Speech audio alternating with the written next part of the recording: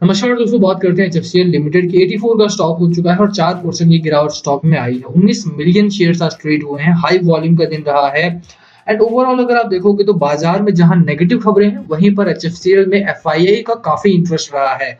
11,000 करोड़ की market cap की company 5% RIL hold करती है और एफआईआई यहां पर 8% के करीब अपने शेयर होल्डिंग को पहुंचा चुके हैं। डबल कर दी है इस क्वार्टर में। बात करेंगे इसका कितना इम्पैक्ट पड़ेगा आपके खाते पर, आपके पोजीशंस पर, आपके पोर्टफोलियो पर, कितना प्रॉफिट आपको लंबे समय में बनता हुआ दिखाई देता है। एचएफसीएल में क्या अभी भी खरीदारी आपको करनी चाहिए जब लगातार 3 से 4 दिनों की यहाँ पर गिरावट आई है? क्या लगता है, क्या कितनी पैसा बनेगा आपका लंबे समय में? कहाँ पर स्टॉक रुकेगा, सपोर्ट कहाँ पर है, उसकी भी चर्चा होगी। चलिए स्टार्ट करते हैं इस वीडियो को। और उससे पहले अगर आप चैनल पे नए हो तो प्लीज चैनल को सब्सक्राइब कर दो and hit the bell icon ताकि आपको नोटिफिकेशन मिल सके। चलिए शुरू करते हैं। सबसे पहले देखो, स्टॉक में अगर आप देखते हो तो एचएफसीएल में लगातार गिरावट है। एक जो रिसेंट जो नियर बाई सपोर्ट लेवल आपका बन रहा है दैट इज अराउंड ₹81 का। इससे नीचे की अगर गिरावट होती है that would be a problem. मैं उम्मीद नहीं कर रहा हूं हालांकि कि इससे नीचे की गिरावट होगी, क्योंकि स्टॉक लगातार एक साइडवेज में रहा है, तो एक लंबा एक बड़ा सपोर्ट लेवल बनता है आपके लिए। फ्राइडे है एंड फ्राइडे के दिन में मुझे उम्मीद ये थी कि एचएफसीएल से या किसी और कंपनी से, मतलब अगर आप देखो तो एफआईआई थोड़ी खरीदारी बढ़ाएंगे अपनी, बट एफआईआई अभी भी बिकवाली वाले साइड ही देख रहे हैं। मैं मार्केट की सबसे पहले बात करूंगा। देखो आप, कि मार्केट में आज बहुत बुरी तरह से गिरावट हुई है। पिछला जो 4 दिन रहा है, ओवरऑल 4 डेज का अगर आप चार्ट देखते हो तो आज का वैसे बेहतर है, बट स्टिल 3 दिनों की लगातार गिरावट। आज इतना ज्यादा पैनिक में बाजार था कि लोअर एंड पे खुला, गैप डाउन ओपनिंग हुई और वहां से बाजार ठीक ठाक चला। वहां से मैं बोलूंगा कि शुरुआत अच्छी हुई, एक रिकवरी पैटर्न यहाँ पर बना है। यहाँ तक मेरी बात है, मुझे लगता है कि बाजार में आज एक अगर ग्रीन कैंडल यहाँ पर आया है तो इसका मतलब है कि बाजार में थोड़ी बहुत खरीदारी एफआईआई की तरफ से तो नहीं शायद, बट डीआईआई की तरफ से बढ़ेगी। ओवरऑल अगर आप देखते हो ना तो कहीं ना कहीं बाजार में निफ्टी 50 का चार्ट बेहतर है। और अभी इस समय खरीदारी के लिए अगर आप ढूंढ रहे हो कोई स्टॉक, तो एचएफसीएल जैसी कंपनी जिनमें एफआईआई का खासा इंटरेस्ट है, बिकवाली वाले बाजार में और कॉस्टली इकोनॉमी में, इनमें आपको मौका ढूंढना चाहिए। बाजार में गिरावट है, क्या कारण है? 3 बड़े कारण है। अभी पहला रीजन जो है वो यह है कि अभी मार्केट में क्रूड ऑयल प्राइसेस बढ़ रहे हैं तेजी से। आप जानते हो $84 से लेकर के $88 पर बैरल के आसपास पहुंच चुका है प्राइस आपका। ओपेक कंट्रीज ने ऑलरेडी मना किया है कि that they are not going to increase the production. हमें चाहिए 4 मिलियन बैरल और एक दिन में प्रोडक्शन बढ़ाना है फरवरी में, क्योंकि डिमांड बढ़ रही है। But they are increasing the production by only 400,000 barrels per day. एक दिन में वो 4 लाख बैरल बढ़ा रहे हैं बस, ठीक है, प्रोडक्शन में, और हमें 4 मिलियन चाहिए। ओवरऑल इंटरनेशनल मार्केट में अगर आप देखोगे तो कहीं ना कहीं क्रूड की शॉर्टेज बनी है और यही एक बड़ी प्रॉब्लम बन के आ रहा है हमारे सामने। क्रूड के दाम बढ़ेंगे तो इंडिया में जो बजट सेशन आ रहा है आपका, वहां पर इन्फ्लेशनरी गैप सामने आएगा। फिजिकल डेफिसिट से लेकर के इन्फ्लेशन बढ़ेगा आपका, और यही कारण है कि इंडियन इकोनॉमी कॉस्टली हो रही है और जो एफआईआई है वो एग्जिट कर रहे हैं।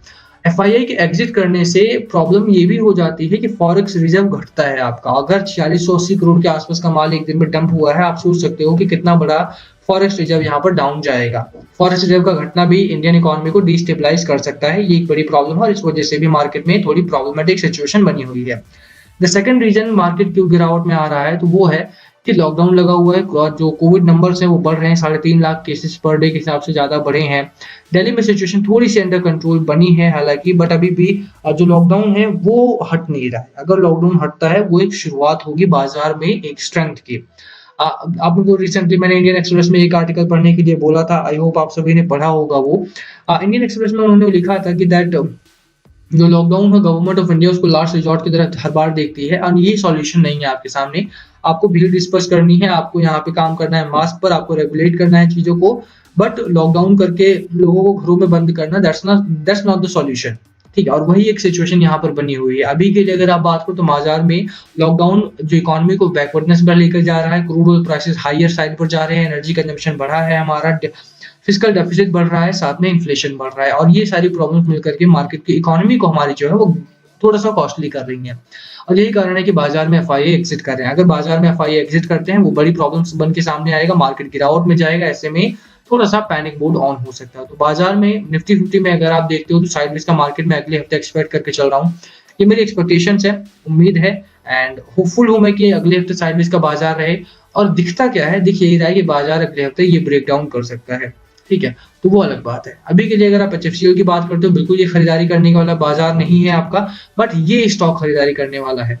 आप देख लो पहला जो रेजिस्टेंस जोन है 91.5 के आसपास, एचएफसीएल आपको 91.5 के आसपास दोबारा जाता हुआ दिखाई देगा। जहां पर भी स्टॉक ट्रेड कर रहा है यहीं पर खरीदारी करो, स्टॉक अच्छा है।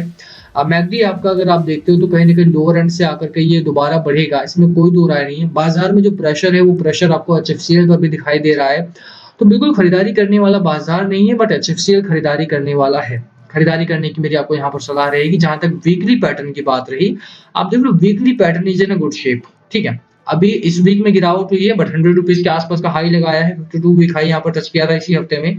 तो मेरी राय यही रहेगी कि अगर आप यहाँ पे खरीदारी कर रहे हो तो साइडवेज काफी इसने टाइम स्पेंड किया है साइडवेज में। अभी जब आरआईएल ने 5% के आसपास स्टेक बाय किया, उसके बाद उम्मीद थी कि रैली करेगा और रैली की भी स्टॉक ने।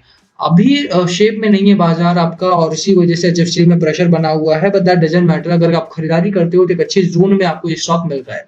Let me show you the share holding first. अगर आप नीचे आ जाते हो तो मैं एफआईआई की भी शेयर होल्डिंग यहाँ पर दिखा रहा हूँ आपको कि एचएफसीएल में इस दिसंबर क्वार्टर में 4% से बढ़ा करके 7.19% कर दिया है। अच्छी खबर यही नहीं है, अच्छी खबर ये भी है कि म्यूचुअल फंड ने अपनी शेयर होल्डिंग को बढ़ाया है, 1.4% कर दिया है, और प्रमोटर्स ने ऑल प्लेज शेयर जो थे इनके, ऑल प्लेज्ड होल्डिंग्स जो थे इनके, वो रिलीज कर दी है अपनी। मतलब कि जितना भी शेयर्स उन्होंने रख करके लोन लिया था वो हटा लिया है, तो एक डेट फ्री कंपनी यहाँ पर एक तरह से आप कह सकते हो कि बन गई है ये। अभी के लिए मेरी राय यही रहेगी कि कंपनी में इसमें डायल्यूशन हुआ है रिसेंटली। अब देख लो 41.89% से डायल्यूट करके अभी प्रमोटर्स के बाद 39.23% रह गया है, और इसी वजह से सप्लाई बढ़ी है। और यही हिस्सा है जो आरआईएल ने भी बाय किया है थोड़ा सा। पहले उनके पास 3% था, अब 2% उन्होंने बढ़ाया है। तो मेरी राय यही है कि बाजार में इस तरह के स्टॉक्स बहुत कम है जहां पर कंपनी के पास कोई डेट ना हो। एफआईआई ने अपनी शेयर होल्डिंग को डबल कर दिया हो ऑलमोस्ट, म्यूचुअल फंड वहां पर इंटरेस्टेड हो, आरआईएल भी इंटरेस्टेड है। जहां पर एफआईआई लगातार बिकवाली में है, वहीं पर एचएफसीएल में लगातार खरीदारी हो रही है। तो बिल्कुल 4% की गिरावट को इग्नोर करते हुए शॉर्ट टर्म के लॉस को इग्नोर करो और लॉन्ग टर्म के पर्सपेक्टिव से खरीदारी करने की सोचो। यहाँ पे पहला टारगेट आपका होगा 108 के आसपास का।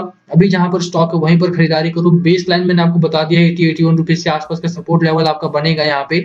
इससे ज्यादा की गिरावट की मैं उम्मीद भी नहीं कर रहा हूँ, और गिरावट होगी भी नहीं इससे। अगले हफ्ते की जहां तक बात रही, अगले हफ्ते में मार्केट आपका थोड़ा सा ऊपर निकल सकता है, तो बिल्कुल यहाँ पे खरीदारी के पर्सपेक्टिव से ही आपको देखना चाहिए, ठीक है। तो बाय करने की मेरी सलाह रहेगी। जहां तक एफआईआई या डीआईआई की बात है, इनका थोड़ा सा डीआईआई खरीदारी में जरूर आए हैं, but they are not handling the market very well. Reason being कि जितनी बिकवाली है उतनी की आधे की भी खरीदारी ये लोग नहीं कर रहे हैं। डिलीवरी अच्छी उठाई जा रही है स्टॉक में, इसमें कोई दो राय नहीं है। मोर देन एवरेज डिलीवरी है यहाँ पे।